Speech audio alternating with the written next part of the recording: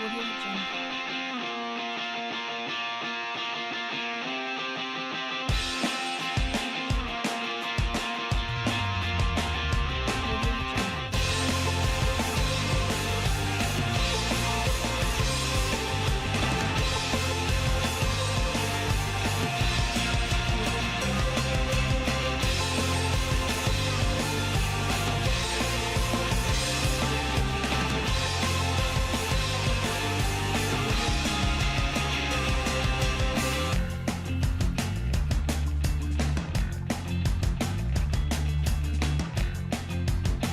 Audio Jungle. Audio Jungle.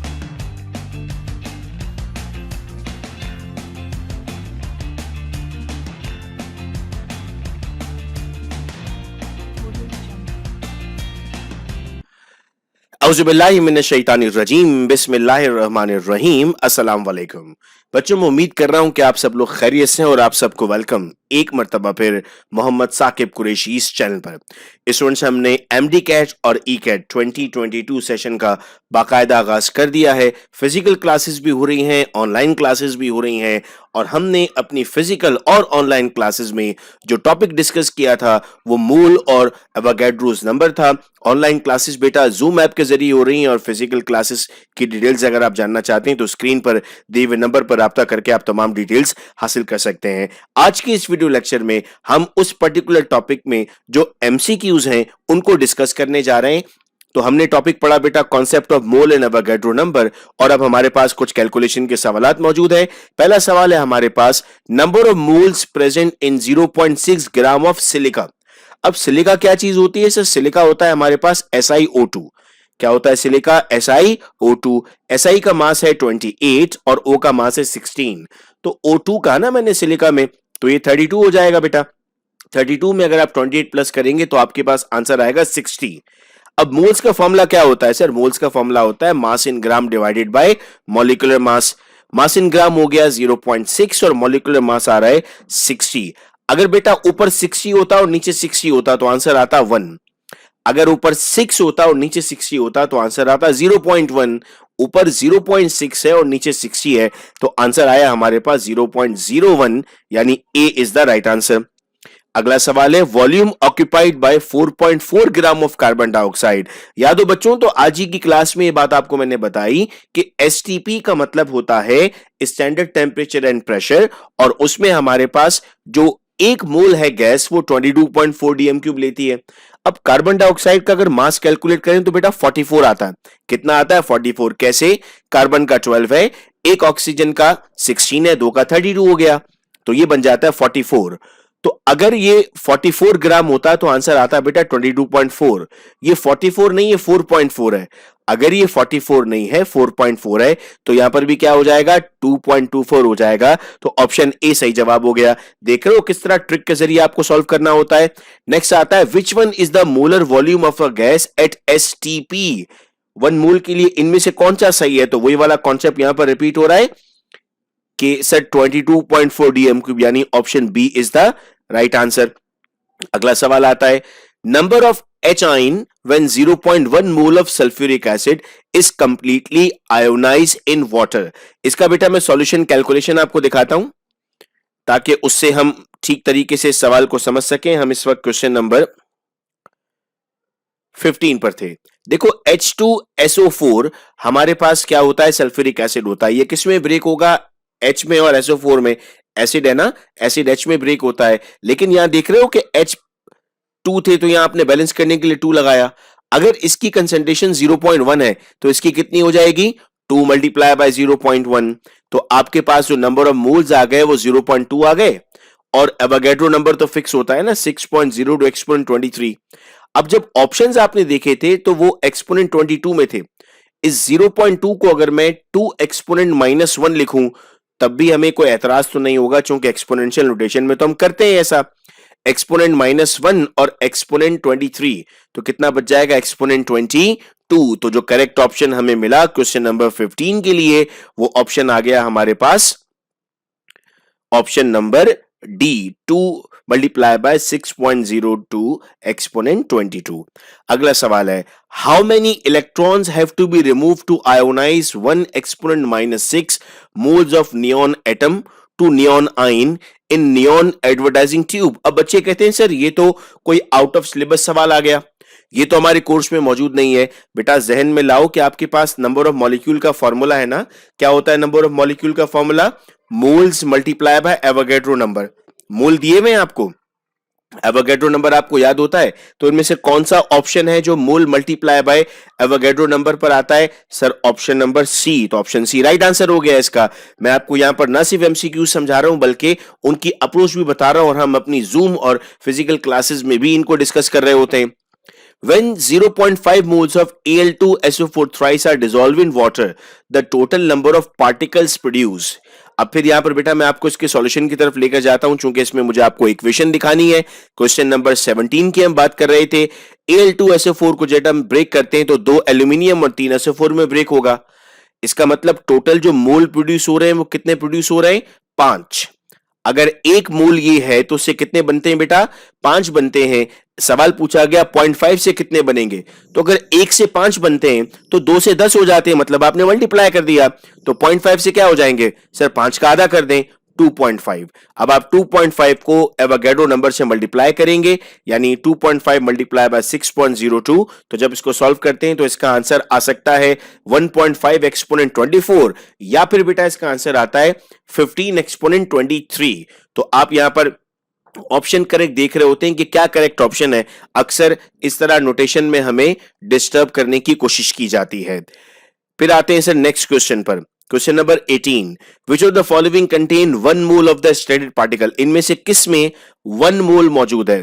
Chlorine molecule in 35.5 gram of chlorine, electron in 1 gram of hydrogen, hydride आइन इन 1 DM cube of 1 mole in sulphuric acid, oxygen atom in 22.4 dm cube of oxygen gas.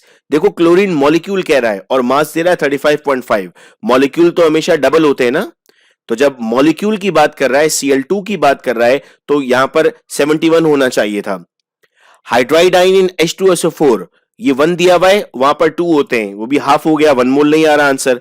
Oxygen atom in 22.4 dm cube of oxygen gas.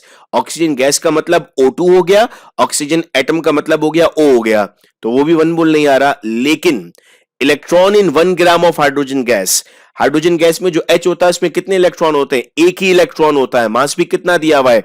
1 दिया हुआ है, इसीलिए answer क्या आ जाएगा हमारे पास? 1 मोल। तो 18 का बी करेक्ट आंसर हो गया। अगला सवाल, the number of moles of CO2 which contain 16 gram of oxygen.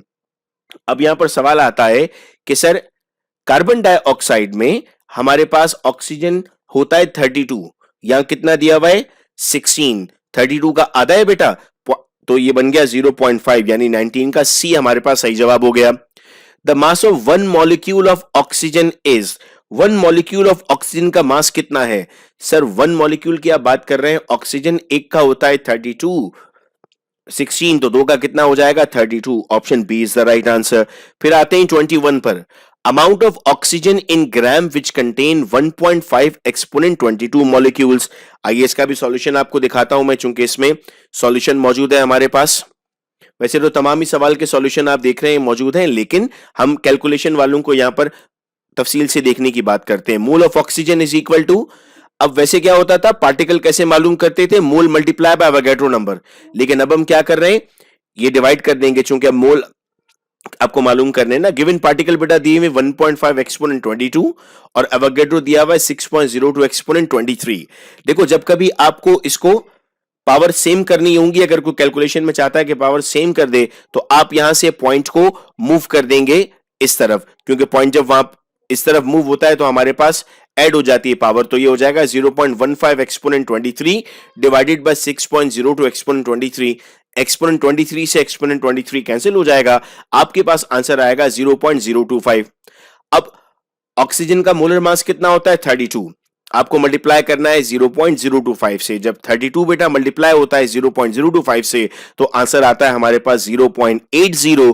और अगर हम क्वेश्चन नंबर 21 की तरफ दोबारा चलते हैं तो हम वहां पर देखेंगे कि सर उसमें ऑप्शन नंबर बी दिया हुआ है हमें। फिर सवाल है number of electron in half mole of Na+। अब फिर बड़ा यहां पर कॉन्सेप्चुअल सवाल पूछ लिया गया। क्या कॉन्सेप्चुअल सवाल है? सर नंबर ऑफ इलेक्ट्रॉन मालूम करने, हाफ मोल है Na+ का। Na मतलब है 11 इलेक्ट्रॉन, Na+ का मतलब कितना होता है बेटा? 10 इलेक्ट्रॉन। Na+ का मतलब 10 इलेक्ट्रॉन्स है, तो हाफ मोल में कितना हो जाएगा? 10 का हाफ कितना होता है सर? 10 का हाफ 5 होता है। अब हम कहते हैं सर आंसर क्या होगा इसका? 5 तो 2 मौजूद है, लेकिन चूंकि नंबर ऑफ इलेक्ट्रॉन यानी number of particles, number of molecules मालूम करने हैं तो एवोगैड्रो के साथ भी मल्टीप्लाई होगा ना, तो option number D is the right answer. अगला सवाल है 23 3 exponent -21 moles of amino acid having molecular mass 200 ग्राम पर मोल वुड हैव मॉलिक्यूल। अब आइए इसके सॉल्यूशन की तरफ चलते हैं क्वेश्चन नंबर 23 पर। तो जब हम क्वेश्चन नंबर 23 के सॉल्यूशन की तरफ आते हैं तो फॉर्मूला है n is equal to n multiply by Na, यानी number of molecule is equal to mole multiply by Na। आपके पास मोल दिए हुए 3 एक्सपोनेंट -21 और ये दिया हुआ है 6.02, ये तो आपको याद होगा एक्सपोनेंट 23। जब आप इसको सॉल्व करते हैं तो आपके पास फिर आंसर आता है 1800। फिर कुछ बच्चे कहते हैं कि सर हमारे पास सवाल में एक और चीज दी गई थी, क्या उसका कोई इस्तेमाल नहीं होगा? वो आपको कंफ्यूज करने के लिए यहां पर 200 ग्राम पर मोल लिखा गया था और अमाइनो एसिड कहा गया था। चूंकि यही आपने अपने सीनियर्स से सुना है कि सवाल में बहुत मुश्किल अल्फाज इस्तेमाल होते हैं तो बच्चे उससे परेशान होते हैं, लेकिन आपको उसकी टेंशन लेने की जरूरत नहीं है। The relative atomic mass of oxygen is 16 mu. What is the mass of 2 mole of oxygen gas? Oxygen gas की बात कर रहा है ना बेटा, वो जब ऑक्सीजन गैस की बात करेगा तो हम कहते हैं ये हो जाएगा 32, और 32 को 2 से जब मल्टीप्लाई करो तो क्या आंसर आएगा? 64 आएगा। देखो लफ्जों में उलझा रहा है वो, आपको गैस बोला था उसने, तो इसका आंसर आ गया 24A।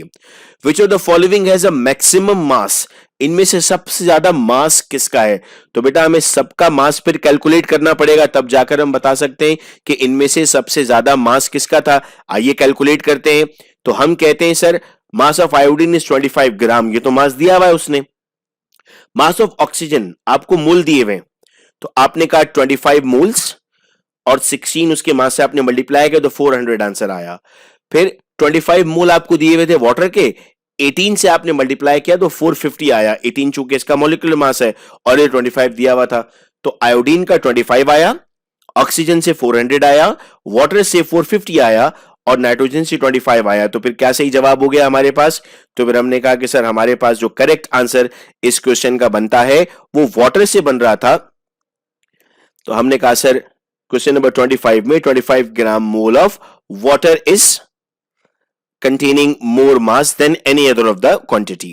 Mass of 1 mole of chlorine gas, जब 1 मोल कह रहे हैं बेटा हम, तो फिर गैस का है ना, हमने अगर मैं क्लोरीन एटम कहता तो 35.5 आंसर आता, लेकिन मैंने क्या कहा? क्लोरीन गैस कहा, तो करेक्ट आंसर क्या बन जाएगा? 71 ग्राम बन जाएगा।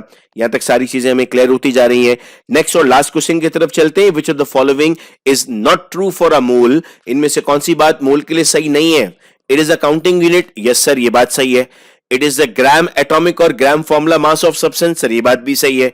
It contain 6.02 exponent 23 particle, sir ये बात भी सही है।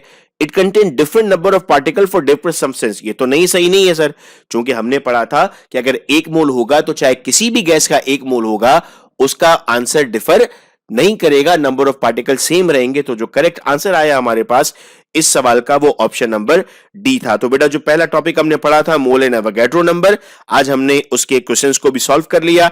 इसी तरह हम अपनी जूम क्लासेस में तफसील से टॉपिक को समझेंगे, फिजिकल क्लासेस में तफसील से टॉपिक को समझेंगे और उनके एमसीक्यूज की वीडियो इस तरह यूट्यूब चैनल पर आ जाएगी। अगर आप फिजिकल क्लासेस या ऑनलाइन क्लासेस में एडमिशन लेना चाहते हैं तो स्क्रीन पर दिए हुए नंबर पर फौरी तौर पर राब्ता कीजिए और अपनी सीट बुक कराइए। बहुत शुक्रिया आप तमाम का इस वीडियो लेक्चर को सुनने का। अपना बेहद ख्याल रखिएगा आप सब लोग। अल्लाह हाफिज।